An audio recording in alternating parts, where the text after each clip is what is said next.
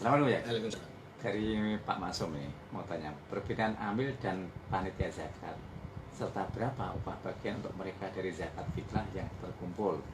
Jadi amil dengan panitia itu beda jauh. Panitia itu lajnah. Amil itu petugas resmi yang diangkat oleh pemerintah. Jadi yang dimaksud amil itu apalagi kalau setelah munculnya Undang-Undang 99 itu nggih. Niku kan sudah yang namanya kepanitiaan apa itu? Keamilan itu harus punya apa itu istilahnya badan hukum kan? Kan itu sudah diundang-undangkan. Iya. Sudah ada undang-undang. Jadi Undang zakat ya. ya undang-undang tentang zakat itu 1999 itu kan bahwa yang namanya amil zakat itu harus berbadan hukum. Iya. Artinya lembaga resmi. Kemudian kalau setingkat nasional berarti dia harus punya izin dari presiden. Kalau dia setingkat provinsi dia harus punya izin dari gubernur. Kalau tingkat kota ya harus punya izin dari wali kota atau bupati. Kalau tingkat kecamatan itu adalah dari KUA. Prakteknya dari KUA. Nah gitu. Nah, jadi sehingga kalau yang di masjid-masjid musola-musola itu sebenarnya bahasanya itu ya kalau disebut panitia ya ilegal, nggak punya legal formalnya. Itu lajnah panitia, bukan amil. Dan yang berhak untuk mendapatkan bagian amil ya amil. Jadi kalau panitia atau lajnah itu masuk kategorinya ya apa ya? Panitia sukarela. Nggak boleh mendapat bagian sama sekali tidak boleh. Yang berhak itu hanya amil. Amil itu pun nggak boleh banyak-banyak. Amil itu hanya mendapatkan bagian itu adalah 1/8 Dari pendapatan. iya, dari pendapatan atau 12,5%. Itu haknya amil.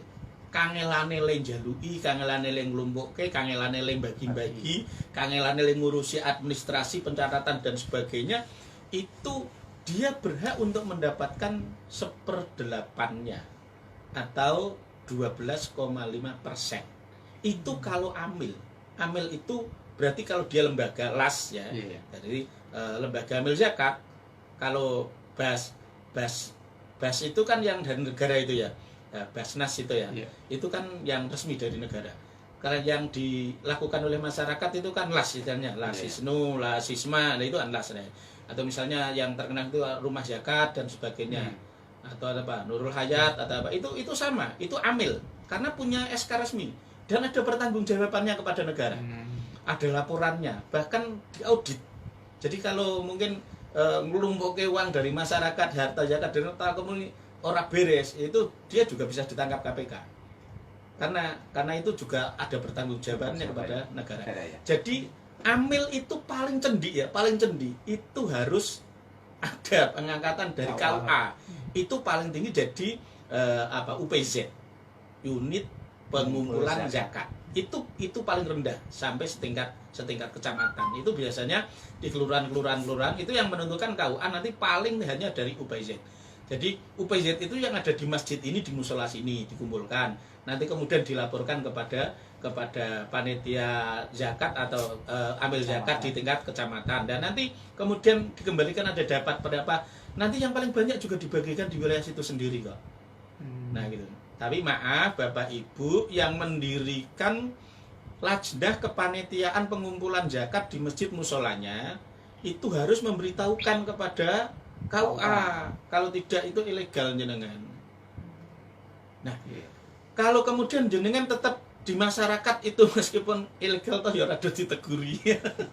Itu kemudian maaf kalau jenengan itu tetap melakukan pengumpulan zakat dan pembagian zakat, maka jenengan tidak berhak sama sekali untuk mendapat bagian atas nama ngamil. Karena jenengan mboten ngamil, jenengan niku namung lajnah, jenengan niku panitia. Enggak sama sekali. Nah, itu sukarelawan. Nah, terus kalaupun pihak masjid musola mengadakan itu, mungkin karena demi kebaikan umat, nanti kan mungkin yang masuk kan gak hanya zakat fitrah ya, ada zakat mal, ada juga infak, ada sedekah. Lah yang infak sedekah ini yang bisa diberikan kepada yang terlibat sebagai panitia, dan itu pun nggak boleh banyak-banyak, hanya sebagai ujroh misil. Ujroh misil itu bayaran sing pantes sesuai kalau kangelane. Lehmu kangelane kira-kira ya mungkin ya 100.000, 200.000 dipertimbangkan ibaratnya kayak wong kerja iki lah sedinane pira. Gitu. Jadi nggak boleh terus digoleki penake dhewe. Ngelumpukke ke masyarakat, mengko terus sing seperapat bagian kanggo panitia, sing 3/4 dumke ning masyarakat. Dah niku ya nyimun enak banget nek ngono kuwi. Tapi ya maaf, mulai sekarang Bapak Ibu yang menjadi lajnah jangan ngambil hak jenengan mboten gadah hak. Iya, iya. Ya, jenengan mboten gadah hak. Yang punya hak untuk bahasane Pak Karno kerja bakti ya. Jadi lajnah atau panitia pengumpulan zakat di masjid mushola yang tidak resmi mendapatkan SK dari pemegang kekuasaan, dalamnya ini yang terendah itu adalah KUA, maka jenengan panitia. Panitia nggak berhak untuk mengambil bagian dari zakat fitrah sama sekali. Terus jenengan niku gugur gunung. Napa Pak? Kerja bakti. Kerja bakti. Nah, Iya.